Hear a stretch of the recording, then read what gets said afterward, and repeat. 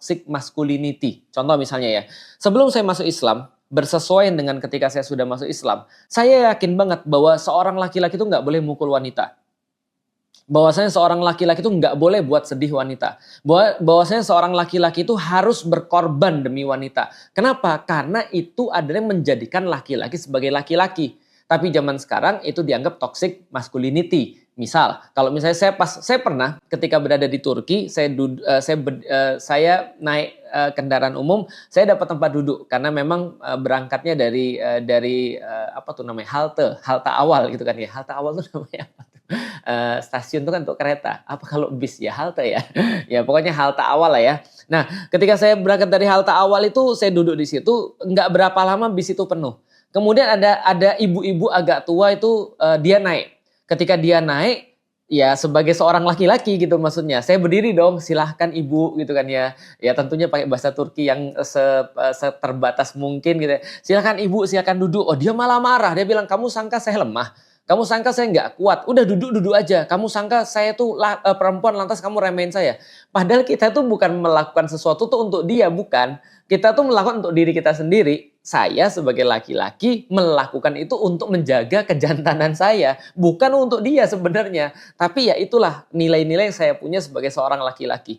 Bahwasanya laki-laki itu memang harus lebih dalam perkara-perkara tertentu dibandingkan dengan perempuan. Misalnya logika, itu jelas laki-laki harus lebih. Maka ketika kita bertemu dengan perempuan, laki-laki nih misalnya sebelum saya masuk Islam, lalu saya melihat perempuan tuh ada banyak hal yang saya nggak mengerti gitu ya, yang saya pusing, kok dia bisa begitu, kok reaksinya begitu, kalau saya sih kayaknya nggak gitu kan ya, tapi kok ini kok aneh gitu kan ya, agak random, tiba-tiba nangis ketika ditanya kenapa, nggak tahu, tapi pokoknya ya kita nggak pahami. Dan saya merasa ya wajar. Kenapa? Karena laki-laki memang berbeda dengan perempuan. Laki-laki diberikan sebuah keutamaan untuk logis. Dan saya tidak menyalahkan perempuan yang emosional.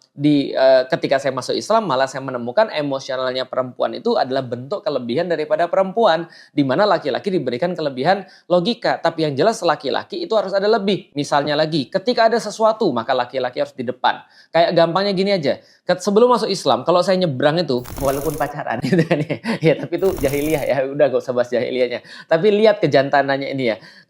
Ketika misalnya cewek nyebrang ya, saya di sebelah kanannya. Kalau misalnya nyebrang kan kalau mobil kan dari sini ya. Nah, saya sebelah kanannya. Pas udah lewat di ruas jalan satu lagi, saya sebelah kirinya. Kenapa? Karena kita sebagai laki-laki melindungi. Itu bukan untuk perempuan. Bukan kita menganggap perempuan itu lemah, enggak. Tapi itu karena kita menjaga atau kita itu merasa perlu untuk menjadi jantan, menjadi laki-laki, provide gitu kan ya. Kalau misalnya ada ngajak makan ya berarti kita yang bayar. Itulah menjadi laki-laki. Menjadi laki-laki itu berarti menjadi lebih dalam perkara-perkara tertentu. Jadi laki-laki harus bisa nyetir kayak gitu kan ya. Jadi laki-laki harus bisa naik genteng, manjat pohon, benerin pompa air. Nah itu saya jaga tuh sifat-sifat kelaki-lakian itu. Sekali lagi bukan berarti perempuan tuh nggak bisa benerin genteng. Bukan berarti nggak bisa benerin pompa. Bukan berarti nggak bisa manjat pohon. Tapi itu adalah saya itu harus menjaga kejantanan saya gitu loh maksudnya. Nah, ternyata setelah saya masuk Islam, itu ternyata sebuah kunci di dalam rumah tangga. Kenapa? Karena Allah menyampaikan di dalam Al-Quran, Ar-rijalu qawwamuna 'alan nisa. Sesungguhnya laki-laki itu adalah qawwam bagi perempuan. Ini yang pertama. Celakanya, sayangnya ini diartikan qawwam itu hanya seperti sebuah pemimpin gitu kan ya. Tapi kita harus lihat lagi bahwa tafsir tidak hanya membahas tentang masalah kepemilikan seperti sultan atau misalnya wewenang seperti tadi pemimpin misalnya. Enggak, tapi di dalam tafsir juga membahas bahwa kata qawwam itu berasal dari kata qiyam, yaitu adalah berdiri. Artinya seperti sebuah pasak, artinya seperti sebuah pilar. Artinya kalau kita memandang sebuah rumah itu ada karena pilarnya selalu berdiri. Alias laki-laki itu adalah qawwam, artinya dia senantiasa ada. Dia senantiasa provide, dia senantiasa bisa mensupport, dia senantiasa terus-menerus tidak pernah letih dan lelah untuk bisa menyangga keseluruhan daripada keluarga. Itu maksudnya ar-rijalu qawwamuna 'alan nisa. Dari sini saja kita sudah bisa tahu laki-laki itu diwajibkan oleh Allah tidak boleh capek, tidak boleh ngeluh, tidak boleh merasa letih, tidak boleh untuk merasa apa ya, di belakang, tidak boleh untuk merasa inferior, tidak boleh untuk tidak boleh untuk tidak aktif. Itu maksudnya. Itu ar-rijalu qawwamuna 'alan nisa. Artinya apa? Laki-laki selalu take dalam semua, selalu kemudian dia mengambil inisiatif daripada seluruh urusan di dalam rumah tangga. Karena ar-rijalu qawwamuna 'alan nisa. Sekali lagi bukan berarti perempuan nggak bisa. Kita sudah tahu perempuan tuh lebih kuat daripada laki-laki dalam pengurusan rumah tangga. Karena memang dia adalah ibu rumah tangga.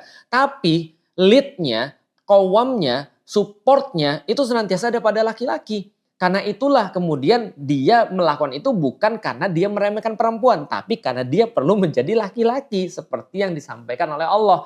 Maka ar-rijalu qawwamuna 'alan nisa artinya dia tidak boleh ngeluh ketika dia punya tugas. Dan dia harus tahu bahwa tugasnya sebagai qawwam itu apa? Qawwamnya keluarga, terutama adalah istrinya. Berarti ketika dia bersama dengan istrinya, dia tidak boleh menyakiti istrinya. Karena istrinya itu adalah yang dia support. Dia tidak boleh untuk, ya kalau menyakiti bukan tidak boleh, tapi ya kita semua menyakiti, saya juga menyakiti. Maksudnya adalah menyengaja menyakiti istrinya. Atau dia menjadi orang yang pertama ketika istrinya perlu pertolongan. Dan menjadi orang yang terakhir ketika istrinya itu disakiti. Nah maka ini adalah maksudnya qawwam. Dia harus senantiasa aktif, dia harus senantiasa terjaga, dia harus senantiasa bisa menyelesaikan permasalahan. Selalu punya inisiatif. Karena qawwam artinya adalah sebuah kepastian. Karena Anda nggak bisa bersandar pada satu tiang atau pada satu pilar yang pilarnya itu nggak jelas. Nah maka menjadi seorang laki-laki ya, kalau memang kita tuh laki-laki, ya jadilah laki-laki. Jangan banyak alasan. Orang-orang Melayu bilang nak atau tak nak. Kalau nak 1000 daya, kalau tak nak 1000 dalih. Mau atau nggak mau? Kalau nggak mau ya sudah kita 1000 dalih. Tapi kalau kita mau kita akan keluarkan 1000 daya upaya.